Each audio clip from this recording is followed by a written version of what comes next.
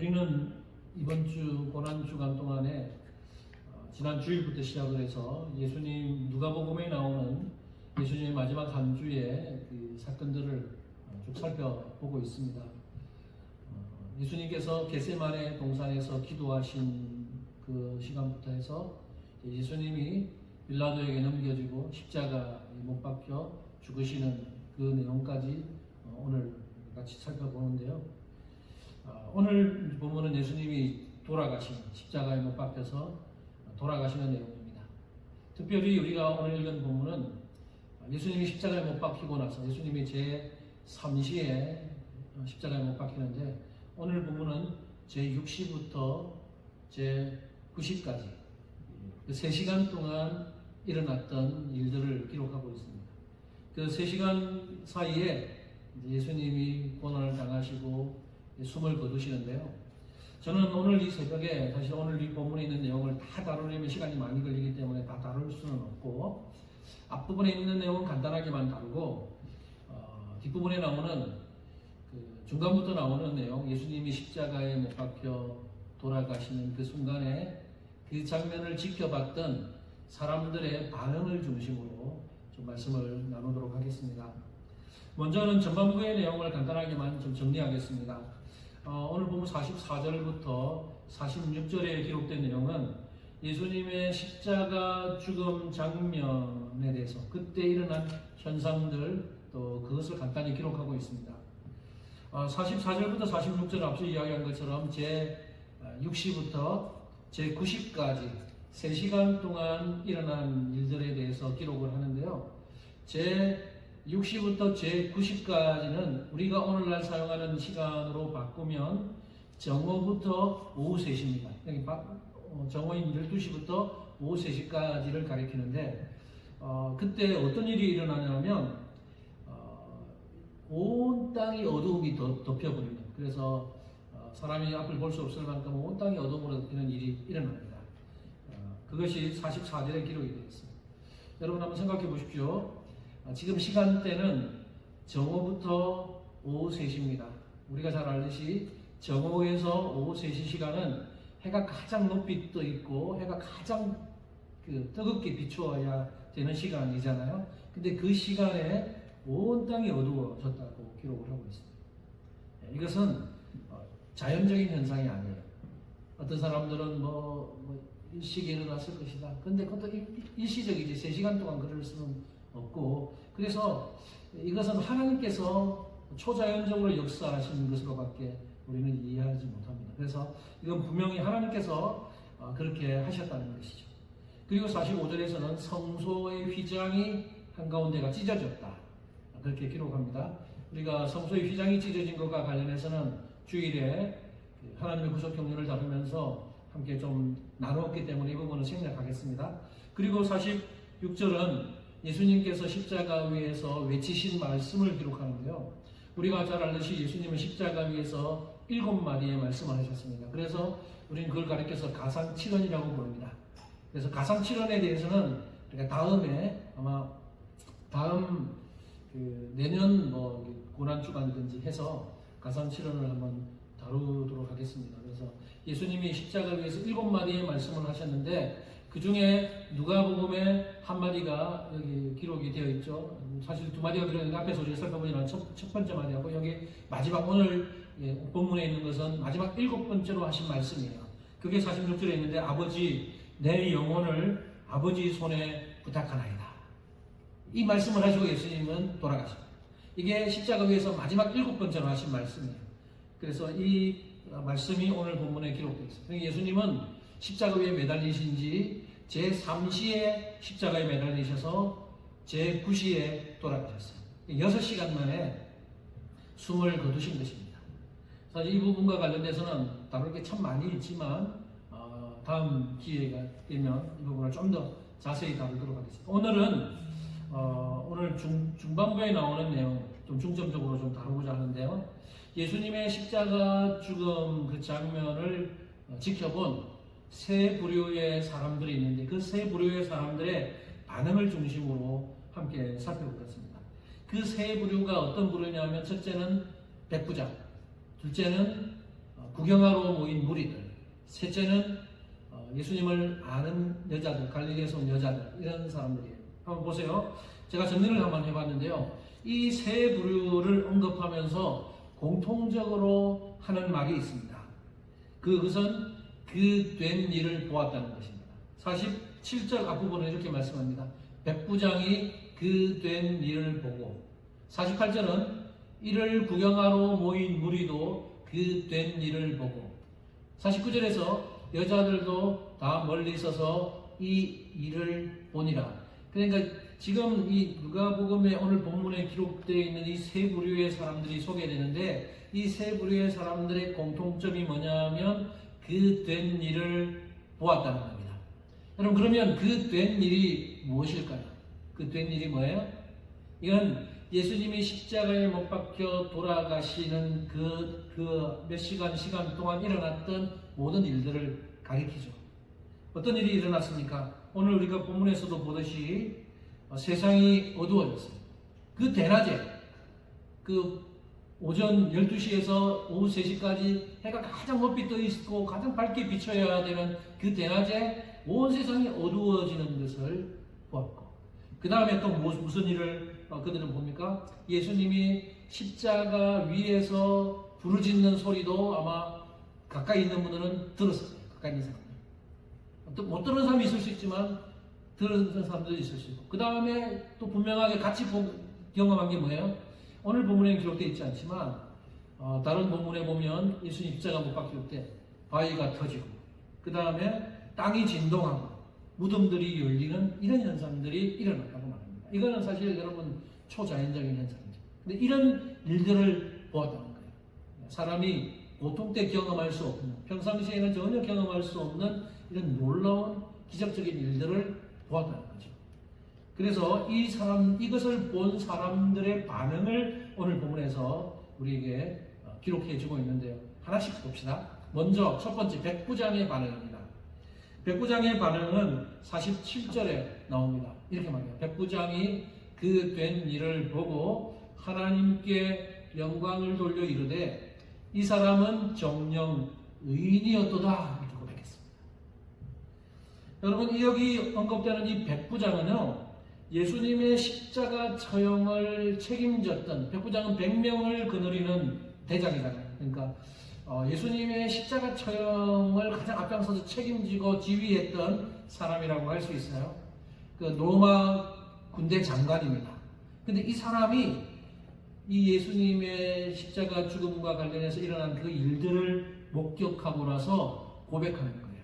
하나님께 영광을 돌리면서 예수님에 대한 고백을 뭐래요? 이 사람은 정녕 의인이었다. 백부장은 예수님 믿는 사람이 아니에요.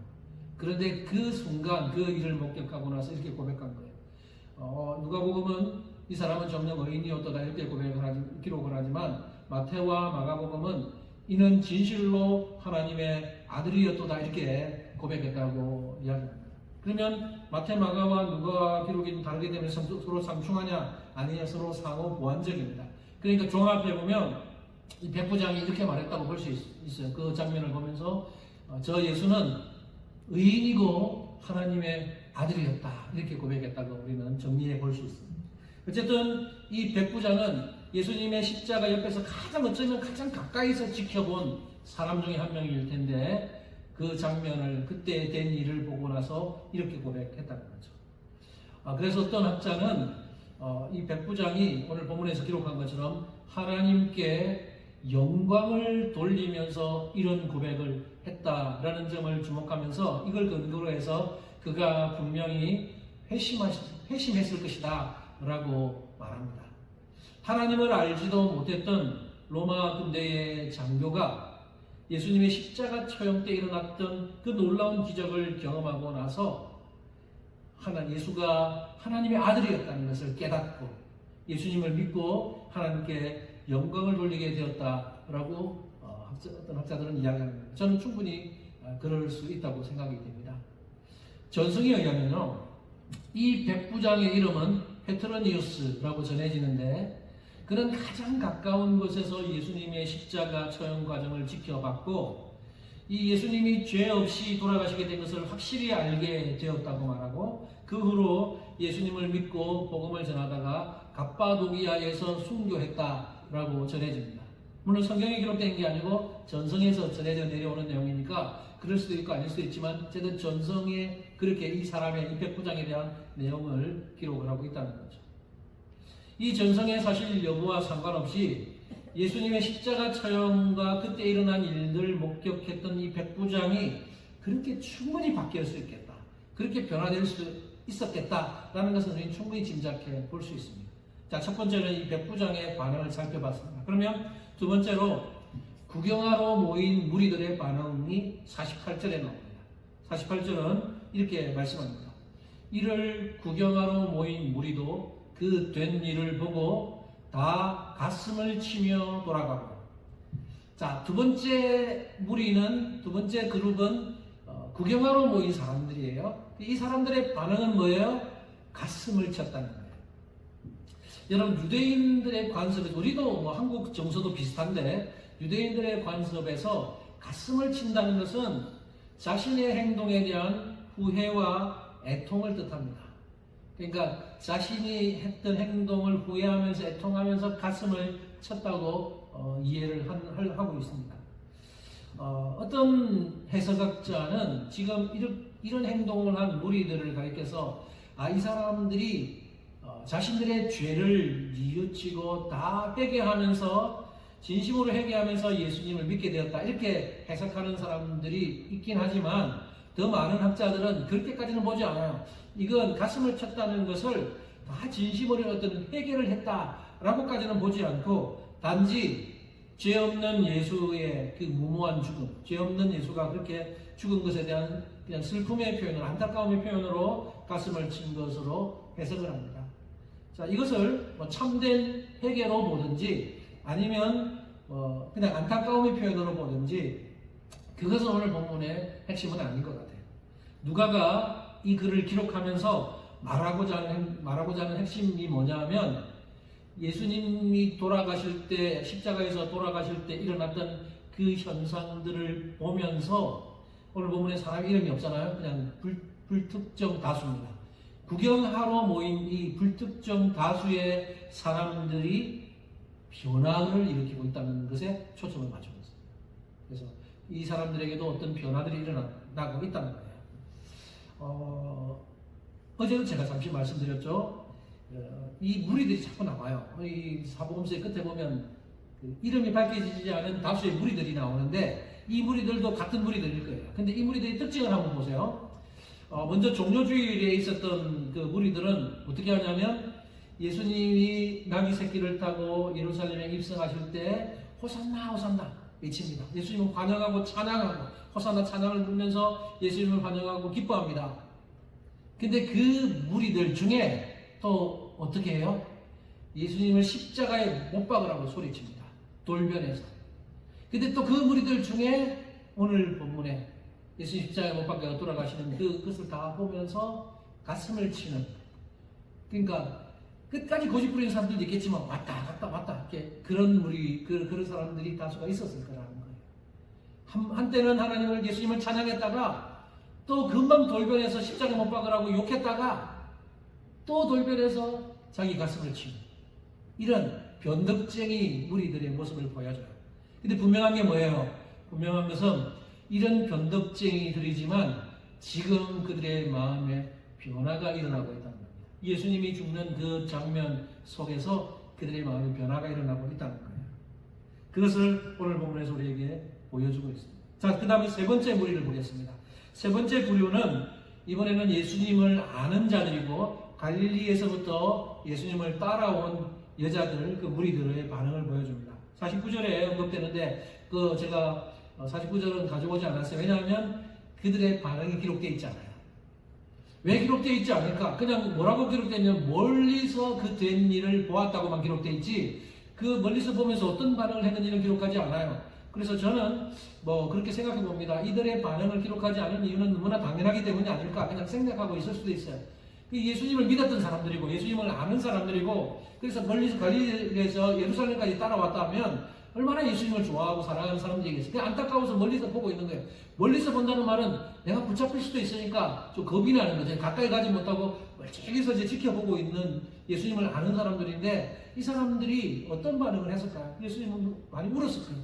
울기도 하고, 또 예수님 돌아가시는 그 장면, 또 온 땅이 어두워지고, 또 바위가 터지고 땅이 진동하고 이런 걸 통해서 예수님이 정말로 메시아가 맞다는 걸 확신하면서 이 사람들은 예수님을 위해서 헌신하고 주님을 위해서 복음을 전하는 일에 순종하는 증인으로 사는 삶을 살았을 것입니다. 아마 분명히 우리는 그렇게 짐작해 볼 수 있습니다.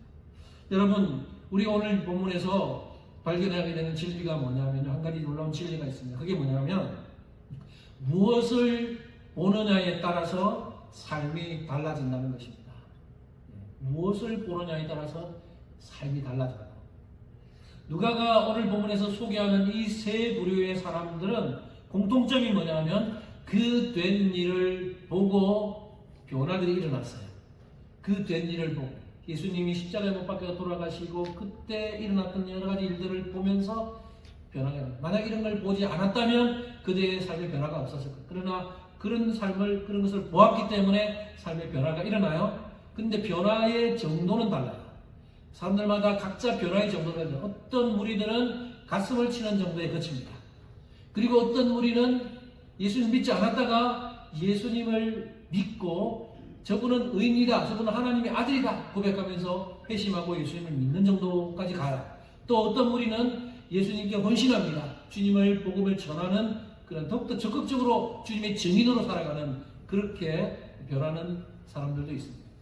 무엇을 보느냐가 우리의 삶을 결정하는데 그 정도는 사람마다 다를 수 있지만 어쨌든 우리의 삶을 바꾸어 놓는다는 거예요. 여러분, 그러면 여러분에게 한번 적용 질문 해보겠습니다. 여러분은 지금 무엇을 보고 살고 계십니까? 여러분이 평소에 가장 집중적으로 보고 주목하는 것이 무엇입니까? 여러분이 보는 것이 여러분의 마음의 변화를 줄 거고 여러분의 삶을 바꾸게 될 겁니다. 여러분이 세상적이고 세속적인 것들만 보고 살면 여러분은 알게 모르게 여러분의 생각이 세속적으로 세상적으로 바뀌고 삶이 세상 세속적인 삶으로 바뀌게 될 겁니다. 여러분이 교회를 다닌다 그래도 그냥 형식적으로 교회 왔다 갔다 하지만 평소에 주 6일 동안에 집에서 보는 것들이 전부 세상적이고 세속적인 것만 본다 그러면 여러분의 생각은 그렇게 바뀔 수밖에 없어요. 그러나 우리가 평소에 하나님의 말씀을 보고 주님을 영적으로 바라보고 우리의 보는 초점이 달라지면 우리의 삶이 바뀌고 생각이 바뀌고 가치관이 그렇게 바뀌고 주님의 그 하나님의 말씀의 삶으로 바뀌게 된다는 것입니다. 여러분 믿으십니까? 여러분이 지금 주목해서 보고 있는 것이 무엇인지를 한번 돌아보셨으면 좋겠습니다. 우리는요, 오늘 이 세 부류의 사람들에 대해 살펴봤습니다. 우리는 오늘 본문에 나오는 이 세 부류의 사람들처럼 현장에서 예수님의 죽음을 목격하지는 못했고 현장에서 그때 일어난 그 현상들을 직접 목격하지는 못했어요. 그렇게 보면 그 사람들에 비하면 어떤 면에서는 조금 아쉬워. 왜냐하면 현장감은 떨어집니다. 예수님과 같이 동행하고 예수님의 그 모습을 직접 보고 예수님이 돌아가시는 그때 기적들을 직접 보았다면 우리에게 현장감이 있고 좀 더 공감이 되고 아니면 좀 더 주님 앞에서 뜨겁게 우리의 마음이 일어날 수 있을 텐데 그런 부분은 조금 약할 수 있습니다. 그러나 또 장점이 뭡니까? 우리가 지금 이 21세기 신약시대를 살아가면서 이 본문에 나오는 사람들보다 또 한 가지 장점이 있다면 그것은 우리가 그 현장에서 직접 보지는 못했지만 그 현장에서 직접 본 사람들의 증언들을 모아서 기록해 놓은 하나님의 말씀을 통해서 우리는 언제든지 다시 그것을 끄집어내서 볼 수 있고 다시 묵상해서 볼 수 있다는 거예요. 그리고 우리는 마태, 마가, 누가, 요한이라는 네 사람의 관점으로 기록해 놓은 그래서 다양하게 볼 수 있는 이 성경, 이 사복음서를 통해서 언제든지 예수님의 그 고난 장면에 들어가서 고난을 묵상하고 주님을 생각하고 그것을 보면서 우리도 주님 앞에서 더욱더 가까이 나아갈 수 있는 기회가 있다는 거예요. 그래서 그것은 우리에게 큰 장점입니다. 여러분, 중요한 것은 그리스도의 십자가가 사람을 변화시켰습니다. 그리스도의 십자가가 있었기 때문에 우리가 있었고 우리의 변화가 있었다는 사실 저는 100% 믿습니다. 주님의 십자가는 시공간을 초월하기 때문에 예수님 당시에 그 사람들도 변화시켰을 뿐만 아니라 지난 2000년의 기독교 역사 동안에 그리스도의 십자가는 수많은 사람들을 변화시켜 놨고 오늘날 지금 이곳에 와서 예배를 드리고 있는 우리를 변화시켜 놨습니다. 믿으십니까? 그러니까 여러분 예수 그리스도의 십자가를 이번 한 주 동안 깊이 묵상하시기 바랍니다. 그분의 십자가 앞에서 우리의 삶을 한번 돌아보고 주님의 십자가를 자랑하고 주님의 십자가 앞에서 우리의 삶을 더욱더 헌신하는 그런 우리 모두의 삶이 되기를 간절히 소망합니다. 오늘 본문에서 한 가지만 더 살펴보기 원합니다. 그것은 주님의 십자가 때문에 예수님 때문에 수많은 사람들이 변화되는데 오늘 본문에 그렇게 인생이 변화된 한 사람을 소개하고 있습니다. 그 사람이 누구냐면 바로 요셉이라고 하는 사람입니다. 오늘 보면 50절과 51절에 소개되는 요셉인데요. 이 요셉에 대한 소개를 같이 한번 읽어보기 원합니다. 같이 읽어봅시다. 시작. 공의 의원으로 선하고 의로운 요셉이라 하는 사람이 있으니 그들의 결의와 행사에 찬성하지 아니한 자라. 그는 유대인의 동네 아리마의 사람이요 하나님의 나라를 기다리는 자라. 자, 오늘 이 50절과 51절에 요셉이라고 하는 사람을 소개합니다. 이 사람은요 예수님 때문에 인생이 변화된 대표적인 한 사람이에요. 이 사람에 대한 소개를 쭉 읽었는데 누가복음에 나오는 소개만 요약해보면 5가지고 그리고 여기 누가복음에 소개되지 않은 또 다른 2가지를 마태와 마가복음에서 기록하고 있는데 총 합쳐보면 7가지를 우리가 정리해 볼 수 있어요. 그래서 그 정리를 제가 한번 해봤습니다. 요셉이 누구냐? 첫 번째 요셉은 공회의원이라고 오늘 본문에 소개합니다. 그리고 마가복음 15장에서는 또 좀 더 보충해서 존경받는 공회원이라고 소개해요. 그 다음에 또 요셉은 선하고 의로운 자고 그 다음에 공회원들의 결의와 행사에 찬성하지 않은 자라고 말합니다. 또 아리마대 사람이라고 말하죠. 아리마대 출신. 그래서 우리가 이 요셉을 가리켜서 아리마대 요셉이라고 부릅니다. 아리마대 출신의 요셉이기 때문에. 그 다음에 하나님의 나라를 기다리는 자라고 소개하죠. 오늘 본문에 나오지 않지만 또 2가지 더가 마태와 마가복음에 나오는데 이 요셉을 가리켜서 부자라고 소개를 합니다. 그 다음에 예수님의 제자라고 기록을 하고 있습니다. 자, 이 7가지가 오늘 본문에 나오는 이 아리마대 요셉에 대한 언급이에요. 한 가지 간단하게만 좀 하겠습니다. 자, 이 7가지를 통해서 우리는 요셉이 어떤 사람인지를 우리가 알 수 있어요. 먼저 그는 공회의원이에요. 공회원. 사내들인 공회원이라는 거예요. 여러분 사내들인 공회원이 얼마나 중대하고 권력을 가진 사람인지 알려면 예를 들면 이제 한국 같은 경우는 뭐 국회의원 정도라고 보시면 돼요. 여기 미국을 하면 뭐 하원, 상원 그 정도의 권력을 가진 사람이라고 볼 수 있어요. 그러니까 지금 아리마대 요셉은 공회의원이에요. 공회의원. 그리고 존경받는. 그러니까 이 사람의 이걸 통해 우리가 알 수 있는 게 뭐예요? 또 선하고 의로운 자라고 말해요. 이건 이 요셉의 인품이 어떤지를 보여주는 거예요. 아주 똑똑했을 거고 또 권력을 가진 자인데 존경받는데요. 사실 요즘에 권력을 가진 사람 중에 존경받는 사람이 그렇게 많나요? 아니요, 많지 않아요. 권력을 가지고 교만합니다. 존경받는 사람이 사실 많지 않은데 이 요셉은 그런 공회의원으로서 권력도 쥐고 있는 자인데 선하고 의로운 자였고 존경받는 자입니다. 그 다음에 이 요셉에 대해서 우리가 좀 주목할 표현이 3번이에요.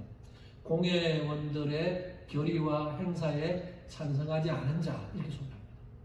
이건 굉장히 놀라운 기록입니다. 이 사람이 이 요셉이 어떤 성향인지를 보여주는 거예요. 얼마나 강직하고 얼마나 소신 있는 사람인지를 보여주는 거예요. 여러분 공회원이면요 공회원의 결의에 따라야 되잖아요. 근데 지금 사내들인 공회에서 어떤 결정을 했어요? 예수를 죽이기로, 예수를 신성 모독죄인으로 몰아서 예수를 죽이기로 결의했어요. 그리고 예수를 빌라도에게 넘겨서 결국 십자가로 넘기죠. 근데 그 결의와 행사에 찬성하지 않았대요. 이건 요즘으로 바꾸면 뭐 미국도 그렇고 한국도 그런데 얘를 국회의원이다, 민주당이다, 공화당이다, 아니면 한국은 뭐 민주당이나 국민의힘이다. 그런데 그게 정당에 소속되어 있는 국회의원인데 우리가 정당에서 이렇게 결정해서 하는데 이건 불의하다 이러면서 난 찬성할 수 없다 이렇게 말하기 사실 쉽지 않잖아. 예. 그럼 지키는데 그렇지 않은데 이 요셉은 공의원들의 결의와 행사에 찬성하지 않아. 그러니까 이만큼 소신 있는 사람이라는 거예요. 우리가 어제 살펴본 빌라도와 너무나 대조적이에요. 빌라도는 예수에게 죄가 없다는 걸 알았지만 그는 끝까지 소신 있게 밀어붙이지 못하고 결국에는 물러서 버리죠. 근데 거기에 비하면 요셉은 굉장히 다르다. 그 다음에 그는 아리마대 출신이고 그 다음에 하나님의 나라를 기다리는 자다. 이것도 굉장히 그 신앙이 어떤지를 보죠. 예수님을 믿고 나서 하나님의 나라를 기다리고 있어요. 이 사람. 아주 그의 신앙을 보여줍니다. 예수님을 확실하게 믿었다는 것을 보여주는 거예요. 그 다음에 오늘 본문에는 없지만 마태와 마가복음에 나오는 두 기록 중에 예수님의 제자라고 기록합니다. 그러니까 이 사람은 사례들은 공의원이지만 예수님이 하는 행동과 예수님이 하신 말씀들을 쭉 듣고 묵상하다가 결국에는 예수님 믿게 된다는 거죠. 이게 그 요한복음에 나오는 니고데모도 마찬가지고 니고데모도 유대인인데 예수님을 믿게 되잖아요. 그런 사람처럼 아리마대 요셉도 결국에는 예수님을 믿고 제자가 된 사람이라고 말합니다. 오늘 본문에서 독특한 하나가 있어요. 그 요셉과 관련해서 오늘 본문에 없지만 마태복음에 기록되어 있는 내용에 요셉을 뭐라고 소개하냐면 그는 부자였다. 여러분 부자 왜 이 부자라고 하는 이 요셉인데 그래서 자기가 준비한 무덤에 예수님의 그 시체를 모셨다고 우리는 보는데 이 부자라는 말이 왜 우리가 좀 주목해 봐야 하냐면요. 예수님이 부자와 관련해서 하신 말씀이 있어요. 뭐라 그랬냐면 그 부자 청년이 예수님을 찾아와서 어떻게 영생을 얻으십니까? 물었을 때 다 아시는 내용이잖아요. 그때 예수님이 뭐라 하냐면 너의 모든 재물을 다 팔고 가난한 사람에게 나눠주고 나서 나를 따르라 했을 때 그 부자 청년은 재물이 많았기 때문에 근심해서 떠나가서 예수님 따르지 못해요. 예수님 제자가 되지 못합니다. 예수님이 그걸 교훈 삼으면서 하신 말씀이 뭐냐면 낙타가 바늘길을 통과하는 것이 부자가 하나님 나라에 들어가는 것보다 더 쉽다. 그러니까 부자가 하나님 나라에 들어가는 것이 낙타가 바늘길을 통과하는 것보다 더 어려울 만큼 부자가 구원받고 부자가 예수님의 제자 되는 것이 그만큼 어렵다는 얘기를 하는 거예요. 왜냐하면 부자는 자기 재물을 포기 못하거든요. 부자는 돈 때문에 예수님 믿는 걸 잘 못하거든요. 근데 지금 이 아리마대 요셉은 부자였대요. 부자인데 바늘길을 통과한 사람 중에 한 명인 거예요. 부자라고 다 못 통과하는 건 아니라는 걸 보여주는 거예요. 이 아리마대 요셉은 부자였지만 그리고 권력을 가진 사람이었지만 그렇게 권력을 가지고 부유한 사람인데 부와 그 권력이 자기를 교만하게 만들 수 있고 그럴 수 있는데 오히려 겸손하고 존경받으면서 예수님을 믿고 구주로 믿고 변화되고 예수님의 제자가 되고 예수님을 따르는 사람이 되었다는 것을 우리에게 보여주고 있는 것입니다. 그래서 이렇게 결단하는 게 쉬워요. 여러분 사내들인 공회원으로서 찬성하지 않으면 지키잖아요. 지키면 불이익을 당합니다. 너 사내원 공회원 이제 탈락. 그래서 쫓겨날 수도 있어요. 그리고 공격받을 수도 있어요. 그런 걸 다 감수하고 불이익을 다 감수하고 예수님을 따르기로 결정하고 예수님의 제자가 되고 이렇게 하는 거예요. 그리고 자기의 돈을 들어서 무덤을 사서 예수님을 거기에 장사하는 이런 모습이 아리마대 요셉의 모습입니다. 이 아리마대 요셉이 이후에 어떻게 됐는지 모릅니다. 아까 제가 전성을 이야기했는데 여기에 전성이 나옵니다. 전성에 의하면 아리마대 요셉은 AD 63년경에 영국으로 건너가서 글라스톤베리라는 곳에 정착해서 영국의 최초의 그 예배당을 지어서 지은 사람이라고 전성이 왜냐하면 소개합니다. 그만큼 이 아리마대 요셉이 예수님을 통해서 그 인생이 변화되고 그래서 주님을 위해서 헌신하다가 죽게 되는 사람이었다는 것입니다. 이제 말씀을 맺겠습니다. 여러분 우리는 이 아리마대 요셉의 모습을 보면서 저는 무슨 생각을 하냐면 예수님 시대의 남은 자다. 엘리야 시대를 아시잖아요. 엘리야 시대에 엘리야가 하나님을 위해서 막 그렇게 하다가 너무 지쳐요. 그래서 지치다가 하나님 앞에 하나님 모든 사람은 떠나오는데 저 혼자 남았습니다. 그 하소연을 합니다. 엘리야가. 그때 하나님이 뭐라 하시냐면 아니야 너 혼자 아니야. 바알에게 무릎을 꿇지 아니한 7,000명을 내가 남겨뒀다. 이렇게 말씀합니다. 여러분 우리 눈에는 안 보이지만 어느 시대든지 바알에게 무릎을 꿇지 한 7,000명의 남은 자들을 하나님이 다 남겨두고 계세요. 그래서 지금 예수 믿는 사람, 지금 하나님을 위해 헌신하는 사람 나 혼자밖에 없는 것 같아. 이렇게 말할지 모르 하나님은 남은 자들을 통해서 일하십니다. 지금 이 아리마대 요셉은 예수님 시대의 남은 자라고 할 수 있어요. 저도 우리 모두가 이 21세기의 남은 자들이 되기를 바랍니다. 얼마나 많은 그리스도인이 있어요. 그러나 나는 그리스도인이라고 말하지만 실제로 그리스도인답게 살지 못하는 사람들이 얼마나 많은지 몰라요. 그냥 교회만 왔다 갔다 할 뿐이지 실제로 신앙을 보면 예수 믿지 않는 사람과 별반 차이가 없이 사는 사람들이 얼마나 많은지 모릅니다. 그러나 실제로 구별돼서 사는 사람, 정말 예수님의 참된 제자답게 사는 그런 이 시대의 남은 자들이 바로 여러분이 되기를 바라고, 그래서 우리가 이번 고난주간을 보내면서 주님의 십자가 고난 앞에서 깊이 묵상하는 가운데 주님 더 많이 닮아가겠다고 고백하고 주님을 위해서 헌신하고 살기로 결심하면서, 여러분 이번 특세가 우리에게 시간 낭비가 아니라 이번 특세가 정말 우리의 신앙을 한 단계 업그레이드 시키고 주님 앞에 우리가 더 가까이 나가서 하나님의 귀한 일꾼 눌러서 앞으로 평생 주님 오실 때까지 그렇게 살아드리는 우리 모든 성도님들의 삶이 되시기를 주님의 이름으로 축복합니다. 자, 기도하겠습니다.